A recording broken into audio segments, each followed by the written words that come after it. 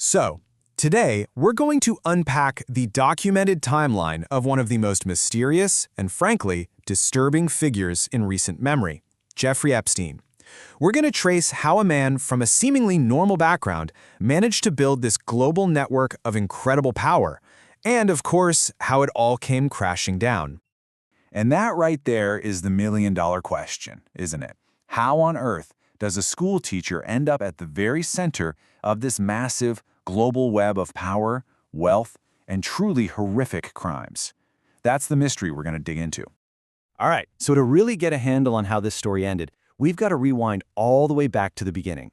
His journey didn't start in the glitzy world of high finance. Nope, it started in a classroom. And his jump from one to the other, it was unbelievably fast, and it kind of set the pattern for his entire life. What's just wild here is the speed of it all, and you can already see these patterns emerging. He starts as a teacher, but that doesn't last. So what's his key move? He uses a connection, the father of one of his students, to leapfrog right into banking. Then, just a few years later, he's out again with allegations swirling, only to immediately spin that into starting his own firm. This pattern of using relationships to kind of fail upwards, it was there from the very beginning. You see, his real superpower wasn't some fancy degree or a perfect resume. According to the source material, it was all about his charisma. He just had this uncanny ability to connect with and seriously impress powerful people, and he used that skill to open every single door. That was the engine that powered his rise. Okay, so once he has his own firm, his whole game changes. He wasn't just managing money anymore, he was strategically building this network that would become the very foundation of his power, and, as it's alleged, his criminal operation. His first major partner was Eva Andersensen. They were together for a solid decade, and even when they broke up, it was apparently a strategic move. The source notes their split was friendly, with Epstein himself supposedly helping her get into a relationship with another billionaire. For him, it seems every single interaction was a chance to network. So after Anderson, a truly pivotal figure walks onto the stage, Ghislaine Maxwell. Her connections, especially through her infamous father, the media tycoon Robert Maxwell, would completely change the game for Epstein. Now, this is where things get really intense, and it's a huge claim from the source material we're looking at. It alleges that Robert Maxwell was actually an agent for Mossad, and that this relationship was essentially passed down to Jeffrey Epstein through Ghislaine. This supposed intelligence connection is presented in the source as a key piece of his later operations, and his ability to wield so much influence. So, with this incredibly powerful network falling into place, the whole story takes a much darker turn. The source alleges that Epstein and Maxwell started using their connections for something far more sinister. And this is the core allegation, right? The source claims that after 1991, the pair began a sex trafficking operation, using their access to the world's elite to facilitate the abuse of young girls. The source also throws in the explosive claim that Mossad provided regular support for this work. This slide really paints a picture of the world he built to make all of this happen. We're talking about an insane amount of wealth that wasn't just for show. These things, the private planes, the totally secluded private island in the Caribbean, they gave him the secrecy and the isolation he needed to operate outside the law and, of course, to impress his powerful guests. But, it wasn't a completely perfect secret. As early as 1996, the first known complaint was filed. But, according to the source, Epstein's influence was already so powerful that the case was just shut down. This showed early on that he could dodge any real consequences, and that set a very dangerous precedent.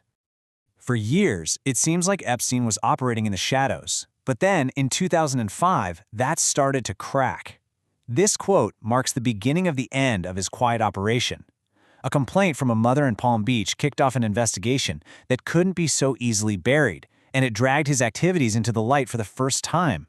As police started digging and the media started reporting, the floodgates just opened. More and more victims started to come forward, and that number eventually climbed to a staggering 250.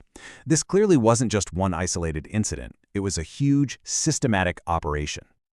So, with hundreds of victims and a full-blown police investigation, you'd think the case against Epstein was a slam dunk, right? Well, what happened next was one of the most controversial legal deals in recent memory. A total and catastrophic failure of the justice system. He was facing serious federal prison time, but he somehow got this incredibly sweet deal. The source points to a secret non-prosecution agreement, which basically gives someone immunity from future charges on the same case. This was granted by the federal attorney general at the time, something that almost never happens for a case this big. A few dozen victims were compensated, the case was closed, and Epstein served a measly 13 months with work release privileges every day. And you'd think that would be it, right? Nope. This deal didn't stop him. According to the source, his operations allegedly started right back up after his release. His wealth kept growing, his island got bigger, and that network of powerful friends seemed totally untouched. He was, for all intents and purposes, right back in business. And his influence? I mean, it's just undeniable. The source lists all these powerful people, from former presidents to tech billionaires and royalty, who kept hanging out with him, visiting his properties, even after the 2008 conviction. It just raises so many questions about what they knew and when they knew it. For a decade, it really looked like he had gotten away with it all. But then, one piece of incredible investigative journalism changed everything and finally forced a real reckoning. In 2018, the Miami Herald just refused to let this story die. Their exposé, which was built on the incredible courage of dozens of victims who came forward, laid out the entire case in painstaking detail. That reporting created such a firestorm of public anger that the authorities just couldn't ignore it anymore. And from there, things moved fast. The investigation was reopened, and in July 2019, Epstein was arrested on federal charges. But just a little over a month later, before he could ever face trial and potentially expose his entire network, he was found dead.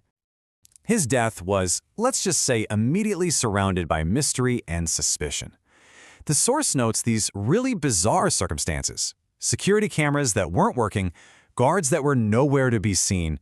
The official ruling of suicide was met with huge skepticism, raising serious questions about foul play. Which just leaves us with this final, really unsettling question.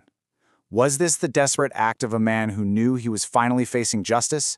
Or was Jeffrey Epstein, the man who knew so many secrets about so many powerful people, permanently silenced? That question is at the very heart of his dark and disturbing legacy.